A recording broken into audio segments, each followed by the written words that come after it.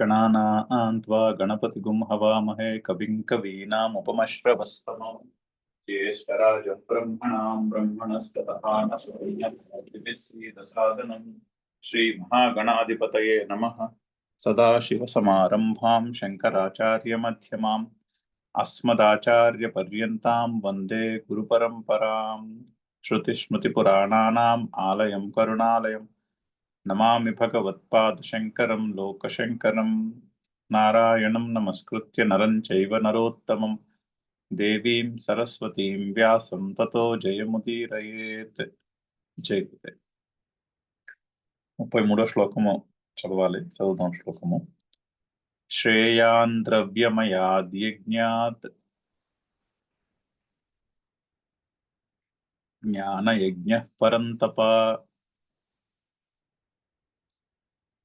సర్వం కర్మాఖిలం పార్థ జ్ఞానే పరిసమాప్యతే. పరంతప, ఓ పరంతప. అర్జునుడిని పరంతప అని సంబోధిస్తున్నాడు. పరంతప అంటే శత్రువులకు నిద్ర లేకుండా చేసేవాడు అని అర్థం.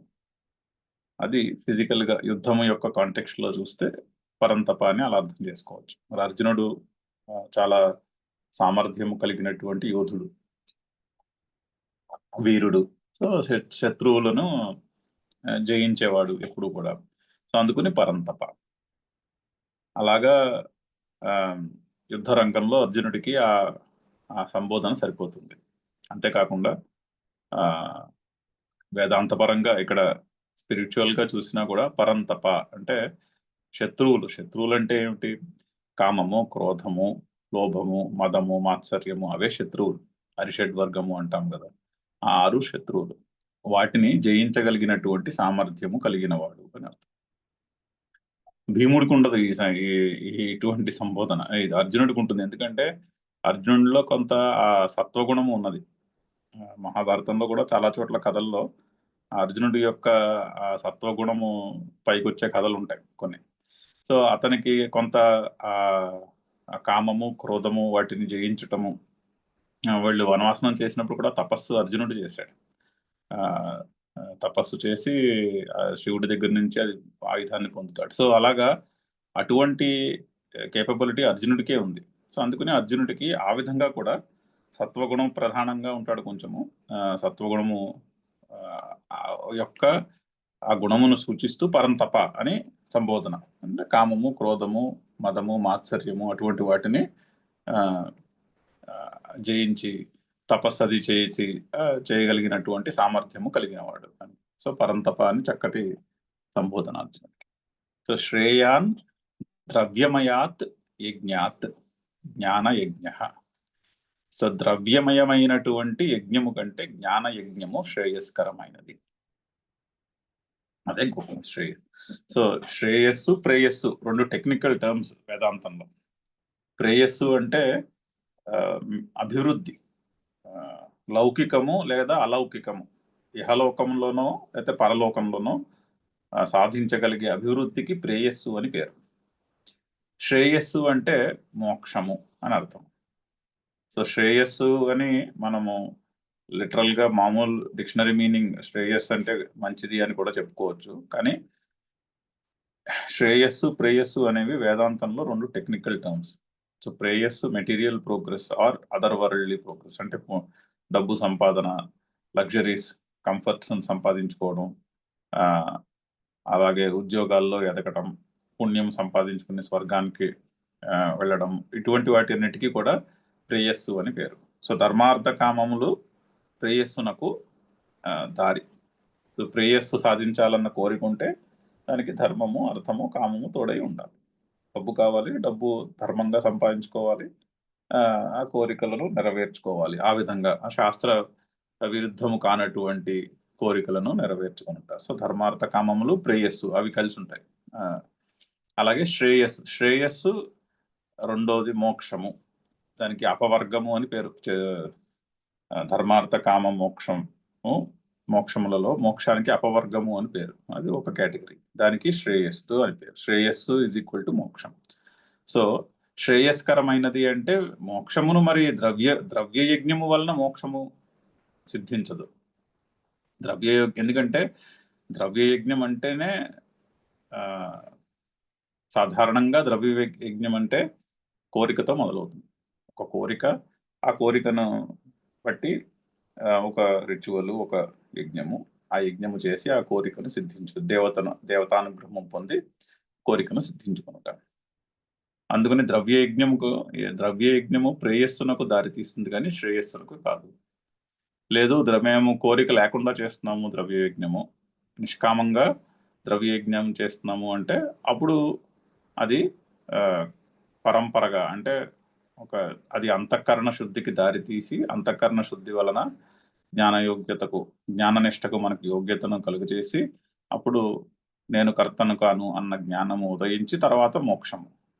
అది పరంపర ద్వారా ఆ ద్రవ్య యజ్ఞము మోక్షముకు దారి కాగలదు ఎప్పుడు నిష్కామంగా చేసినప్పుడు, ఆ కోరికతో సంబంధం లేకుండా ఇదం న మమ అన్నదాన్ని ఇన్ ప్రిన్సిపల్ దాన్ని పూర్తిగా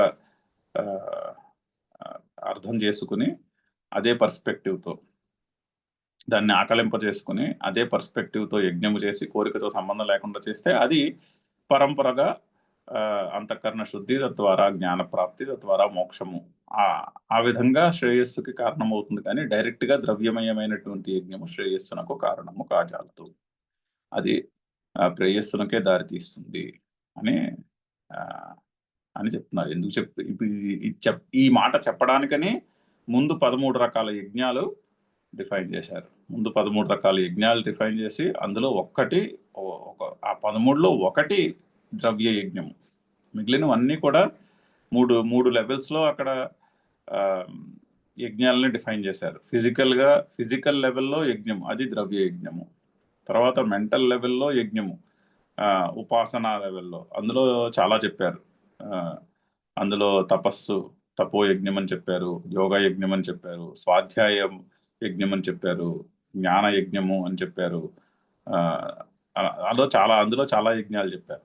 ఆ తర్వాత ఇంటలెక్చువల్ లెవెల్లో అది జ్ఞాన యజ్ఞము, బ్రహ్మార్పణము అని చెప్పారు. సో అలాగా 3 లెవెల్స్లో మనకి యజ్ఞాలను కేటగరైజ్ చేసి చెప్పారు ముందు. అందులో ఒకటి ఫిజికల్ లెవెల్లో చెప్పినటువంటి ద్రవ్య యజ్ఞము. సో దానిని జ్ఞానయజ్ఞం యొక్క స్తుతి గురించి ముందు 13 రకాల యజ్ఞాలు చెప్పి ఇక్కడ జ్ఞానయజ్ఞం యొక్క స్తుతితో ఆ ప్రకరణంను ముగిస్తున్నారు ఈ శ్లోకంతో. అయితే అవన్నీ పరిశీలించినప్పుడు ఒకటైతే క్లియర్గా తెలుస్తూ ఉంటుంది, వాటన్నిటిలోనూ ఈజీగా చేయగలిగేది ద్రవ్యయజ్ఞం చేయడం చాలా ఈజీ. ఆ యజ్ఞానికి కావాల్సిన సంభారాలన్నీ సంపాదించుకునే ధనం ఉండాలి, ఒక రోజు 2 రోజులో 3 రోజుల్లో కూర్చునే ఓపిక ఉండాలి, అంతే. ఇంకేం అక్కర్లేదు. మిగిలినవన్నీ వాళ్ళు చేస్తారు ఇలాగా. సో ఈ యజ్ఞములన్నింటిలోనూ ద్రవ్య యజ్ఞము చాలా ఈజీ. మోస్ట్ డిఫికల్ట్ జ్ఞాన యజ్ఞం. ఇప్పుడు మనం ఇది చదువుతున్నాం చూడండి, ఏడాది ఆల్రెడీ 125 సెషన్స్ చదివాం. 125 సెషన్స్ చదివాము. రఫ్గా 8 మందో 9 మందో చదువుతున్నాం అంటే ఇంతమంది ఆ కమిట్మెంట్ తీసుకుని రోజు ఎన్ని రోజులు చెప్పుకుంటే అన్ని రోజులు వచ్చి జాగ్రత్తగా దీన్ని విని పరిశీలించి అది ఒక పెద్ద యజ్ఞము. అది ఎంతో కమిట్మెంట్ ఉంటేనే కానీ కుదరదు. ఎక్కువ మంది రారు. అందుకనే మనం 7 మందో 8 మందో మనం చదువుతూ ఉంటాం, కానీ ఎక్కువ మంది రారు దీనికి. ఎందుకంటే అది చాలా కష్టం, అది కొంచెం కమిట్మెంట్తో కూడిన పని. ప్లస్ ఇక్కడ చదువుతున్న విషయాలు ఒక పట్టాన్ని మనసు ఒప్పుకోదు, ఎందుకంటే లౌకికంగా చూసే విషయాలకు విరుద్ధంగా ఉంటుంది ఇక్కడ చెప్పేది.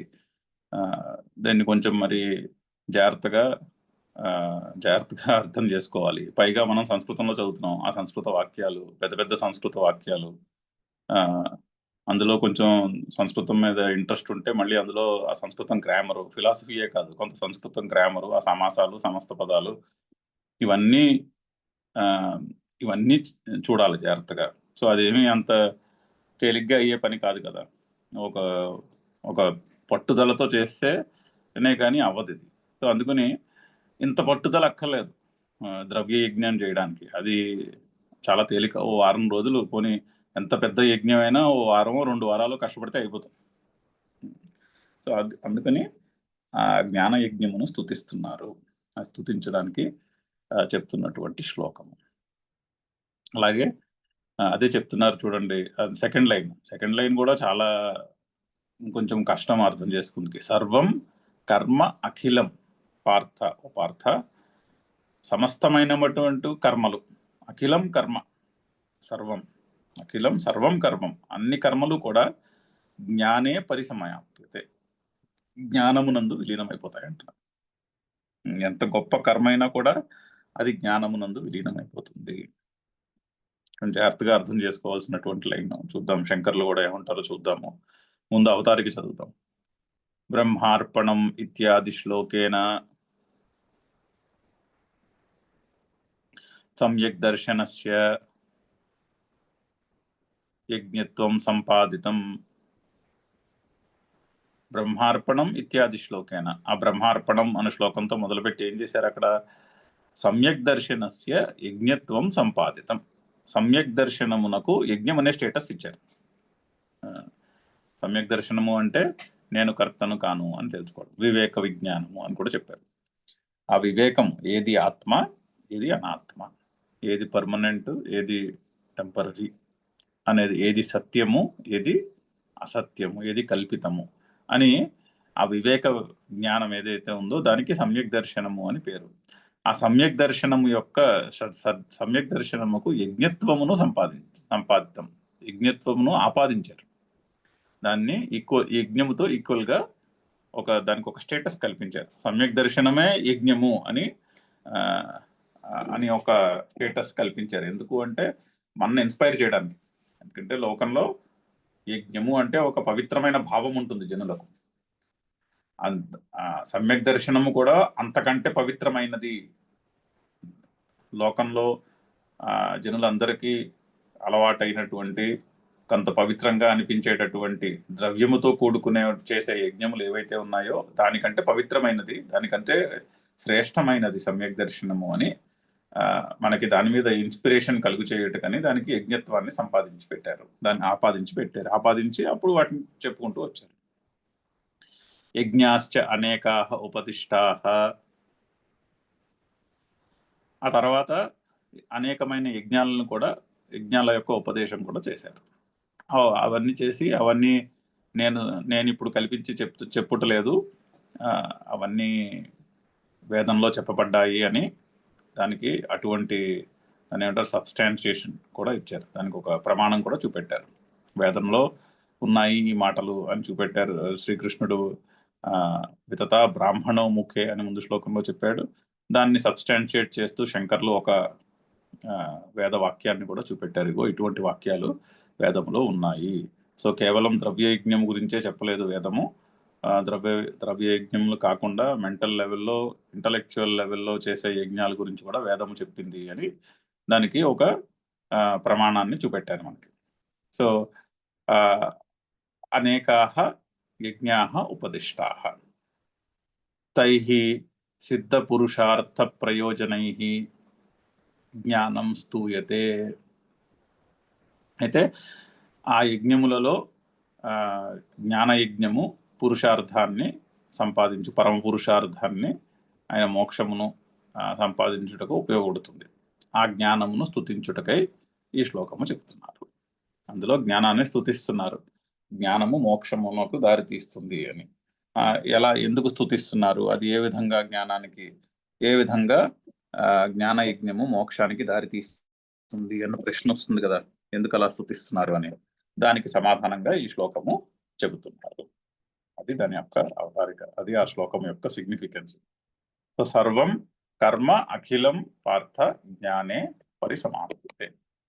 సో అఖిలం కర్మ జ్ఞానమునందు విలీనమైపోతుంది. ఇప్పుడు ఏ కర్మ అయినా కూడా కర్మ సంకల్పం నుంచి పుడుతుంది. అంటే ఏంటి? కర్మ అంతఃకరణంలో ఉన్న సంకల్పం నుంచి కర్మ పుడుతుంది, అంతే కదా. ఓ పని చేయాలి అని మనసులో సంకల్పము కలిగినప్పుడు పుడుతుంది. అయితే కర్మ చేసిన తర్వాత దాని యొక్క కర్మ ఫలము ఉంటుంది, కర్మఫలాన్ని సిద్ధించుకోవడం ఉంటుంది. ఒక కర్మఫలాన్ని సిద్ధించుకున్నాం అనుకోండి, అందులోంచి సుఖము ఆనందము పుడుతుంది. అవునా? అయితే ఈ కర్మఫలములో ఉన్నటువంటి సుఖము అది ఎక్కడుంది? సుఖము ఫలములో ఉందా? ఆ సుఖము కూడా అంతఃకరణములో ఉందా? అది ప్రశ్న. అది పరిశీలించవలసినటువంటి ప్రశ్న. ఇప్పుడు బాగా కష్టపడి చాలా చక్కని సోఫా కొనుక్కోవాలి అన్న కోరిక ఉందనుకోండి. ఫర్ ఎగ్జాంపుల్, కష్టపడి ఆ డబ్బు సంపాదించుకుని సోఫా కొనుక్కుంటారు. ఆ సోఫా కొనుక్కుని సోఫాలో కూర్చుంటే సుఖంగా అనిపిస్తుంది.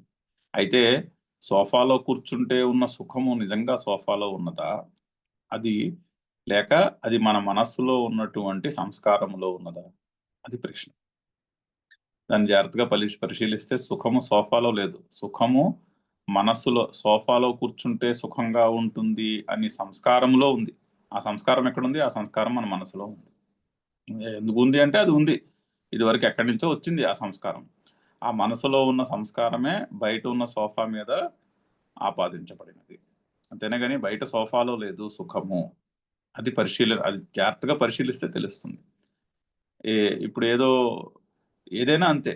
ఇప్పుడు ఏదో ఒక పర్టిక్యులర్ కర్మ చేస్తే నాకు పుణ్యం వస్తుంది అన్న భావం ఉందనుకో. ఆ కర్మ బాగా చేస్తే హమ్మయ్య! ఇది బాగా చేశాను. ఇందులోంచి నాకు ఆ భగవంతుని యొక్క అనుగ్రహం కలుగుతుంది అని ఆనందం కలుగుతుంది.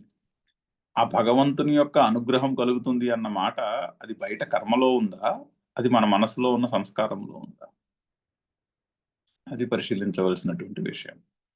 జాగ్రత్తగా పరిశీలిస్తే ఆ కోరిక, దాన్ని బట్టి వచ్చిన కర్మ, కోరిక మనసులో ఉంది. దాన్ని బట్టి ఎఫర్ట్ పెట్టి కర్మ చేశాము. అంటే కర్మకి సోర్స్ ఎక్కడుంది? మనసులో ఉంది. మన సంస్కారంలో ఉంది. అప్పుడు కర్మఫలమును సిద్ధించుకున్నాము. బాహ్యంగా ఒక విషయాన్ని పొందాము. పొంది దాన్ని అనుభవించాము. అనుభవిస్తే సుఖం కలిగింది. ఆ సుఖం ఎక్కడుంది? ఆ సుఖం యొక్క సోర్స్ ఎక్కడుంది? ఆ సుఖం యొక్క సోర్స్ విషయంలో ఉందని భ్రమపడతాం. కానీ ఆ విషయంలో లేదు సుఖము యొక్క సోర్స్.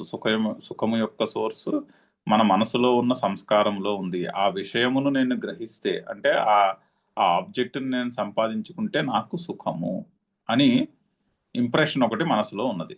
ఆ ఇంప్రెషన్ వలన ఆ ఆబ్జెక్ట్‌ని సంపాదించుకున్నప్పుడు సుఖము యొక్క అనుభవము కలుగుతుంది. సో, కర్మఫలం ఎక్కడుంది ఫైనల్లీ? కర్మఫలం అంటే కర్మఫలం వలన కలిగే సుఖము కానీ, దుఃఖము కానీ ఎక్కడుంది? అది కూడా మన మనస్సులోనే ఉంది. సో, ఇది ఎంత కర్మ అయినా కూడా, ఎంత పెద్ద కర్మ అయినా, ఆ కర్మఫలము ఎంత శ్రేష్టమైనదా అయినా కూడా, ఫైనల్లీ అందులోంచి పుట్టే సుఖము యొక్క అనుభవము నాకు సోర్స్ ఎక్కడుంది?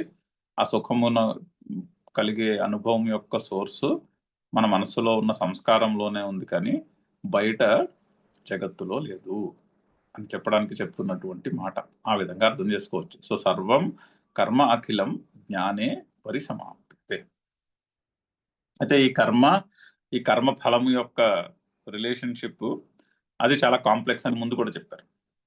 అది చాలా గుప్తమైనది. అది సీక్రెట్. అది అర్థం కాదు. ఇప్పుడు ఈరోజు ఒక కర్మ చేస్తే దాని యొక్క ఫలము రేపొస్తుందా? ఈరోజు వస్తుందా? కొన్ని సంవత్సరాల తర్వాత వస్తుందా? కొన్ని లైఫ్ టైమ్స్ తర్వాత వస్తుందా? అది ఎవరు చెప్పలేరు. అది చాలా కాంప్లెక్స్. అందుకనే అది గుప్తము అంటారు. అలాగే ఆ కర్మ ఫలము నానా విధాలుగా ఉంటుంది. చాలా రకాలుగా ఉంటుంది. కన్సిస్టెంట్‌గా ఇలా చేస్తే ఇదే ఫలం అని చెప్పలేం. ఎందుకంటే కర్మను చేసే పద్ధతి ఒకటే పారామీటర్. ఇంకా చాలా పారామీటర్స్ ఉంటాయి కర్మఫలాన్ని అందించే దాంట్లో. సో, అందుకని కర్మఫలంలో చాలా వేరియేషన్స్ ఉంటాయి. అది చిత్రము. చిత్రము అంటే మల్టీ వేరీడ్ అని. చాలా వెరైటీ ఉంటుంది కర్మఫలంలో. సో, అందుకని చిత్రము, అది గుప్తము కర్మఫలము. అదే చిత్రగుప్తః అయింది. ఆ చిత్రగుప్తుడు మనకి యమలోకంలో ఉన్న చిత్రగుప్తుడి యొక్క పేరు వెనకాల ఉన్నటువంటి ఆయన చిట్టా రాసుకుంటూ ఉంటాడు. వీడి కర్మ చేశాడు, వీడికి కర్మఫలం ఉండాలి అని చెప్పి. సో, ఆ చిత్రగుప్తుడిలో చిత్రము, గుప్తము అయినది కర్మఫలము అని చెప్పడానికి పెట్టినటువంటి రూపకం. దాన్ని రూపకంగా చేసి దాన్ని ఒక క్యారెక్టర్‌కి మనము సూపర్ ఇంపోజ్ చేస్తే ఆ క్యారెక్టరిస్టిక్స్‌ని అందులోంచి చిత్రగుప్తః అనే క్యారెక్టర్ వస్తుంది. సో, కర్మఫలము చిత్రము, గుప్తము. అది మల్టీవేరియడ్, చాలా వెరైటీ ఉంటుంది. అది అందుకుని చిత్రము అంటే సంస్కృతంలో చిత్రకావ్యము అంటాం ఫర్ ఎగ్జాంపుల్. అంటే చిత్రకావ్యం అంటే అది చాలా రకరకాలుగా మల్టీవేరియడ్గా ఉన్నదని అర్థం. సో చిత్రము అంటే మల్టిప్లిసిటీ అని అర్థం. అలాగే గుప్తము అంటే సీక్రెట్ అండ్ కాంప్లెక్స్, అది అర్థం కాదు, అది గహనమైనది. అందుకని కర్మఫలము చిత్రగుప్తము అయినప్పటికీ కూడా, ఎంతటి చిత్రగుప్తమైన కర్మఫలం అయినప్పటికీ కూడా ఫైనల్లీ ఆ కర్మఫలాన్ని వలన కలిగే సుఖము ఆర్ దుఃఖము నాకు సోర్స్ ఎక్కడుంది? అది కర్మఫలములో లేదు, అది మన మనస్సులో ఉన్నటువంటి ఇంప్రెషన్లో ఉన్నది. అందుకని కర్మలన్నీ కూడా కర్మలు కర్మఫలమునిస్తాయి.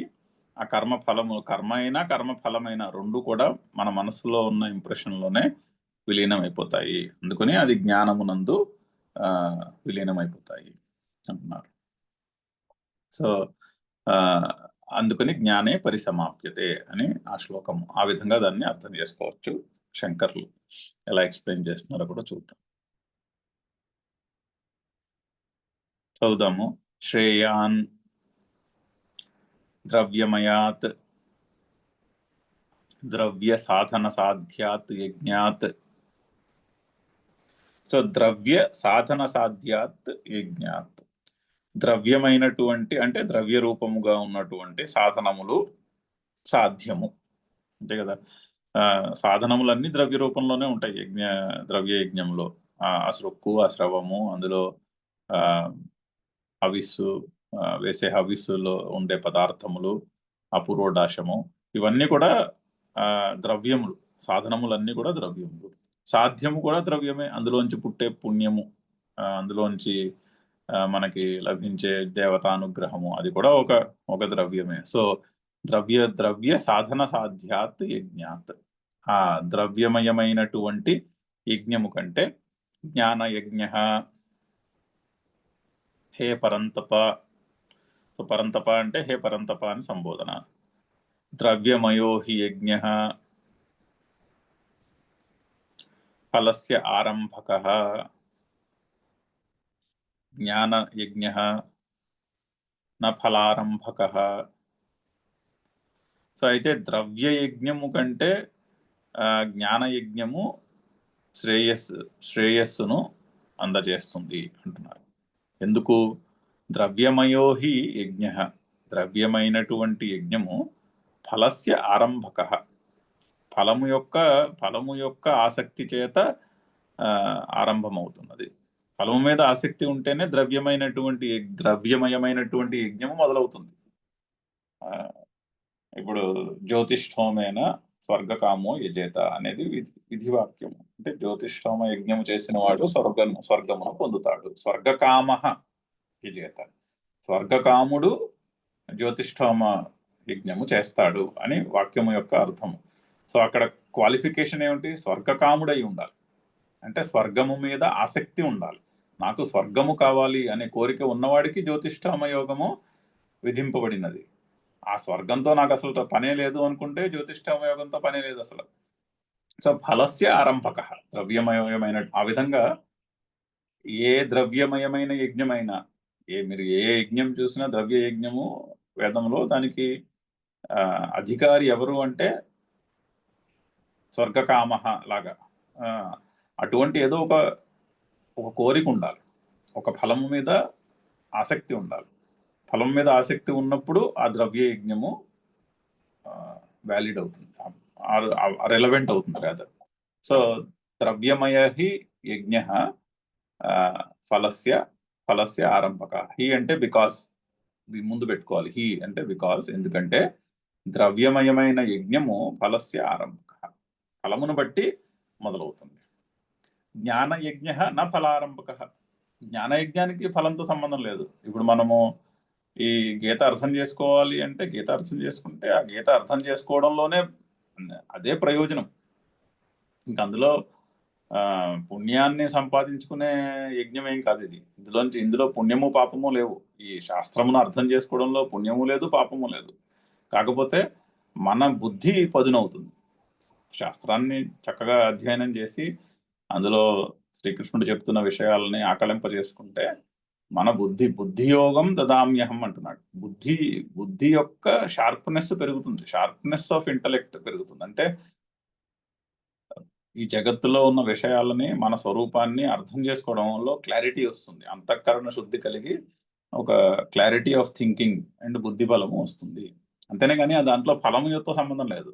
సో జ్ఞానయజ్ఞ నా ఫలారంభక. అంటే అలా అంటే కొంత స్ట్రేంజ్గా అనిపించవచ్చు, కానీ వాస్తవం ఏంటంటే ఈ జ్ఞానయజ్ఞంలో పుణ్యము లేదు, పాపము లేదు. ఎందుకంటే ఇక్కడ ఎఫర్ట్ అంతా అక్కడ చెప్పిన విషయాన్ని జాగ్రత్తగా పరిశీలించి జాగ్రత్తగా అర్థం చేసుకుని మన జీవితానికి అన్వయించుకోవడము అనేటటువంటి ఎఫర్ట్. అంటే తెలుసుకునే ఎఫర్ట్లో పుణ్యము పాపము ఉండవు. అన్న కర్మ చేస్తే ఆ కర్మలో పుణ్యము పాపము ధర్మము అధర్మము సుఖము దుఃఖము అవన్నీ కర్మలో ఉంటాయి. శాస్త్రము చదువుకోవడంలో సుఖము లేదు దుఃఖము లేదు. ఎందుకంటే ఇది శాస్త్రంలో చెప్పిన విషయాన్ని జాగ్రత్తగా పరిశీలించి మన బుద్ధికి పదును పెట్టడము అనే ఎఫర్ట్ నడుస్తున్నది. సో జ్ఞానయజ్ఞ నా ఫలారంభక అతః శ్రేయాన్ ప్రశస్యతరః. అందుకనే అది శ్రేయస్కరం. ఎందుకంటే అందుకనే అది ప్రశస్యతరము. రెండిట్లోనూ ఏది ద్రవ్యయజ్ఞము జ్ఞానయజ్ఞము అని రెండు విభాగాలు చేసుకుంటే అందులో ద్రవ్యయజ్ఞము కంటే జ్ఞానయజ్ఞము ప్రశస్యతరము అలా అని చెప్పుకోవచ్చు. అది దీనికంటే గొప్పది. ఎందుకు అంటే ఇది శ్రేయస్సును కలుగజేస్తుంది కాబట్టి. మరి ఏ విధంగా అని ప్రశ్న. కథం, ఎలాగా? అందుకని సెకండ్ లైన్ శ్లోకంలో సెకండ్ లైన్. ఫస్ట్ లైన్లో ఉన్నది క్లెయిమ్. ఏంటి క్లెయిము? ద్రవ్యమయమైనటువంటి యజ్ఞము కంటే జ్ఞానయజ్ఞము గొప్పది. ఎందుకు, ఎలాగా అన్న ప్రశ్నకు ఆన్సర్ సెకండ్ పార్ట్ శ్లోకంలో. సో యతః సర్వం కర్మ సమస్తం అఖిలం అప్రతిబద్ధం. సో సర్వం అఖిలం అని రెండు విశేషణాలు వేశారు కర్మకి. అంటే చాలా బాగా స్ట్రెస్ చేస్తున్నారు. సర్వము అంటే సమస్తము, అఖిలం అంటే అప్రతిబద్ధం. అంటే ఇంకేమి ఎక్సెప్షన్స్ ఏం లేవు. మళ్ళీ సమస్తము అన్నదానికి మళ్ళీ అక్కడ ఏదో చిన్న ఎక్సెప్షన్ పెట్టి ఫలానా చోట ఇది వర్తించదు అని అలా చెప్పడానికి లేదు. సో సర్వము అంటే సర్వము అని చెప్తున్నారు. సర్వము అంటే లిటరల్ గా సర్వము, అన్ని కర్మలు కూడా. అది ఎంత ఎంత ఉత్తమమైనటువంటి కర్మ అయినా, ఎంత ధర్మబద్ధమైన కర్మ అయినా, ఎంత ఎంత గొప్ప ఫలము అసోసియేట్ అయి ఉన్నటువంటి కర్మ అయినా కూడా అని అర్థం. సర్వం కర్మ అఖిలం అప్రతిబద్ధం. సర్వం కర్మ. పార్థ, అర్థ అంటే హే పార్థ, అర్జున, జ్ఞానే మోక్ష సాధనే, మోక్ష సాధనమునందు విలీనమై ఉంటుంది, అంతర్గతమై ఉంటుంది అని చెప్పడం.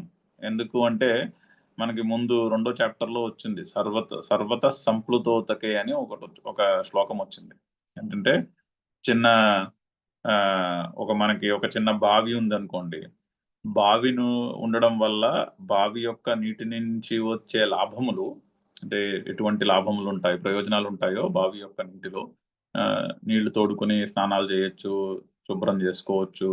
అటువంటి ప్రయోజనాలు అన్నీ ఏవైతే ఉంటాయో అవన్నీ కూడా సముద్రం యొక్క నీరు, ఆర్ ఒక మంచి రివర్ ఉందనుకోండి దాని పక్కన, ఆ నది యొక్క నీటిలో బావి యొక్క నీటిలో ఉండే ప్రయోజనాలు వలన ఉండే ప్రయోజనాలు అన్నీ కూడా నది యొక్క నీటిలో విలీనమైపోయి ఉంటాయి, అంతర్గతమై ఉంటాయి.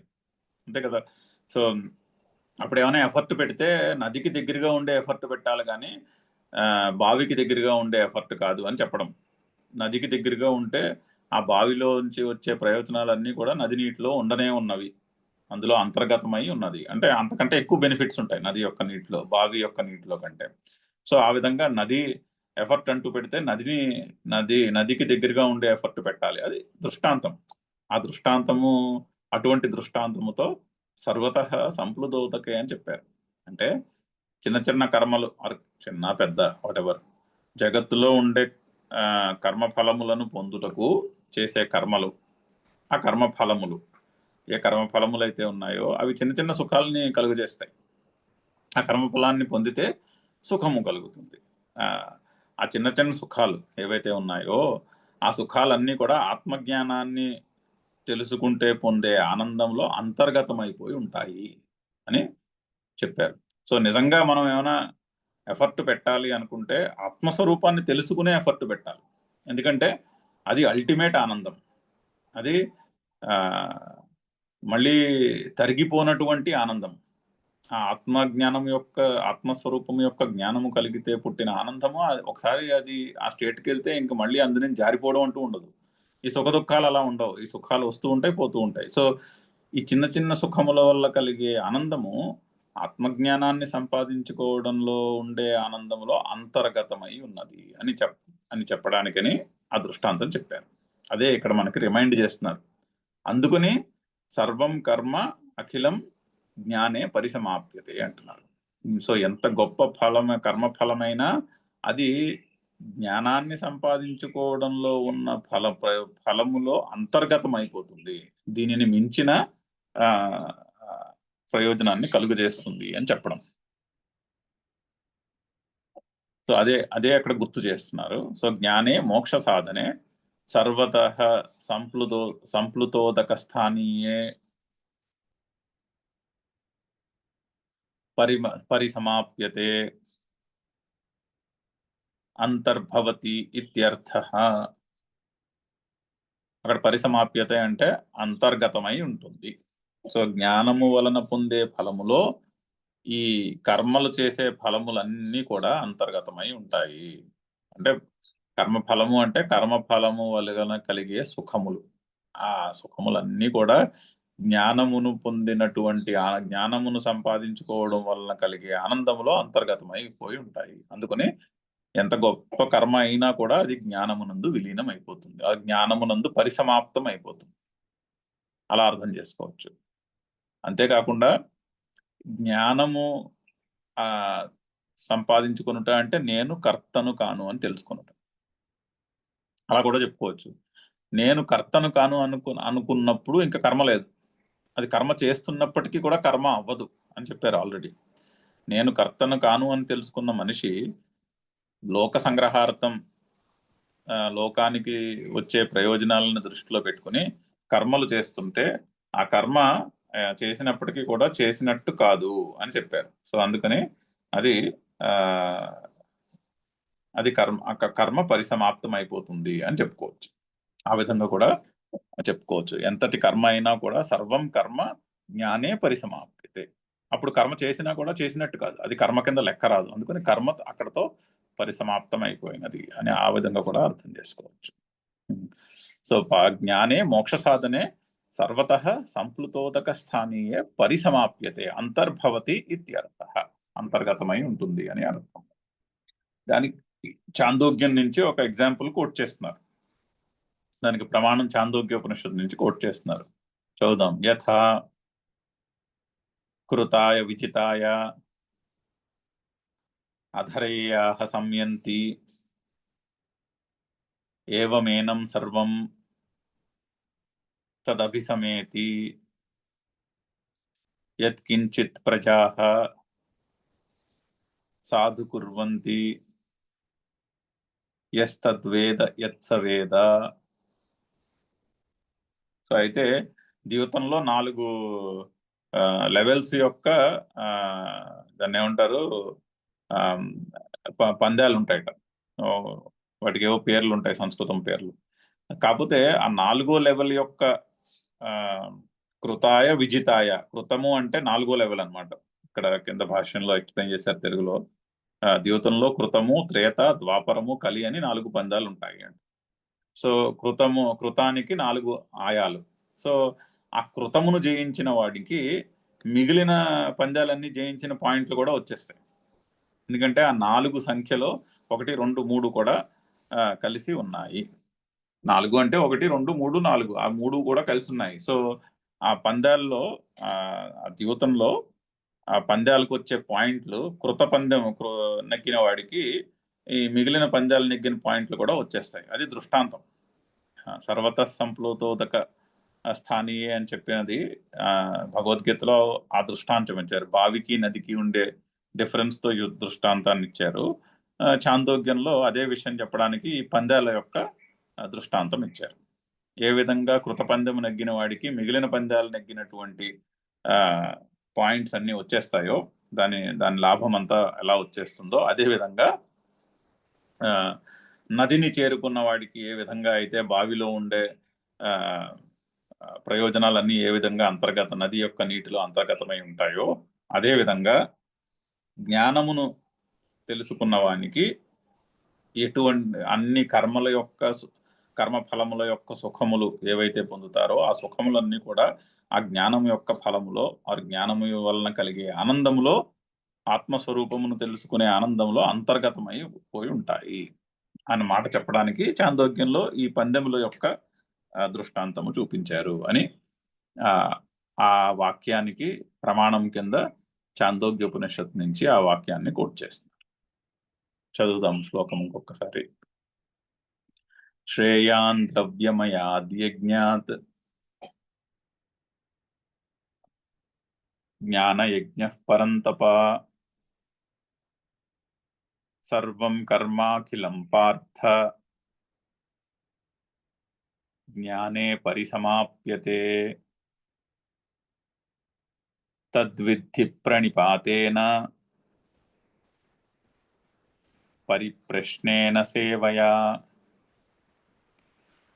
ఉపదేక్ష్యంతి తే జ్ఞానం జ్ఞానినస్తత్వదర్శినః. అవతారికి చదువుతాము. తదేతద్ విశిష్టం జ్ఞానం కేన ప్రాప్యతే ఇది ఉచ్యతే.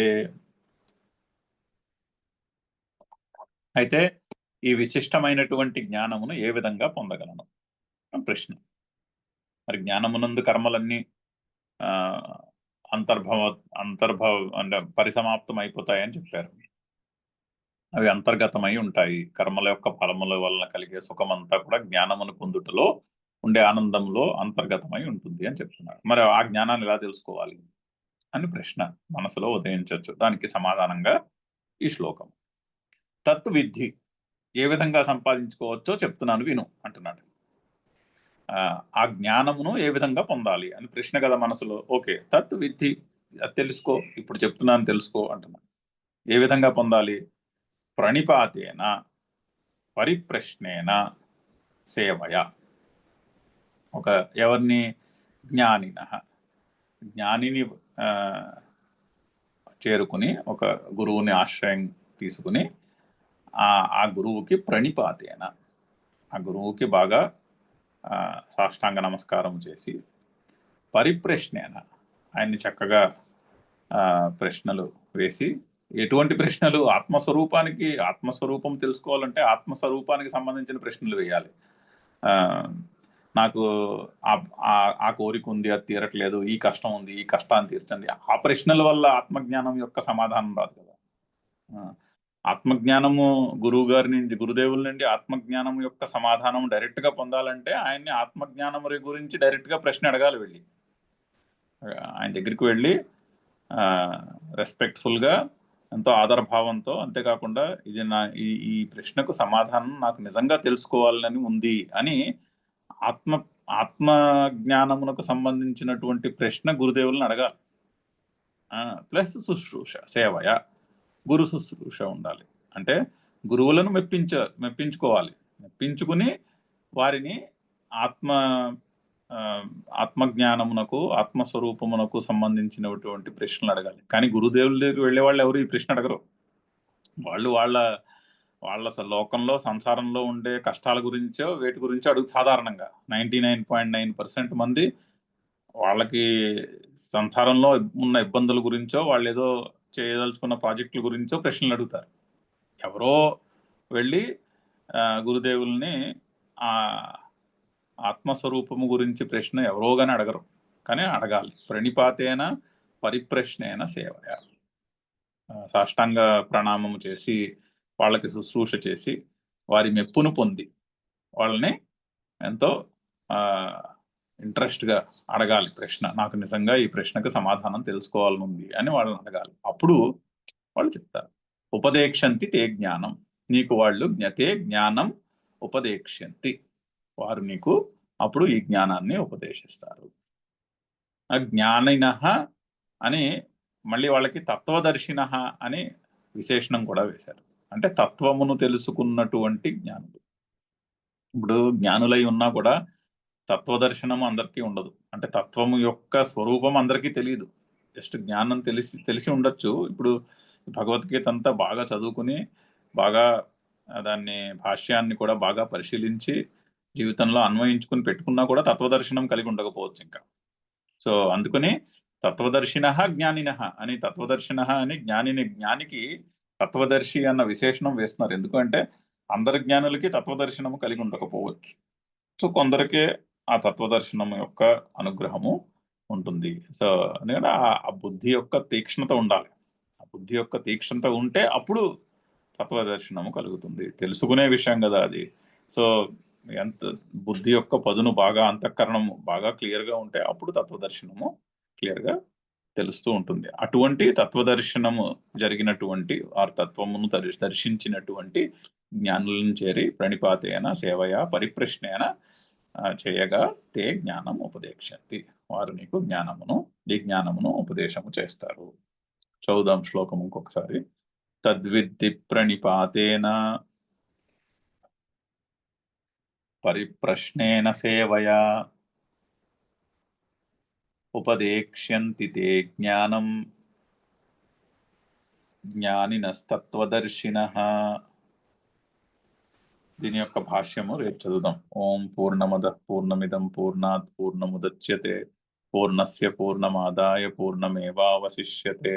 ఓం శాంతి శాంతి శాంతి. హరి ఓం.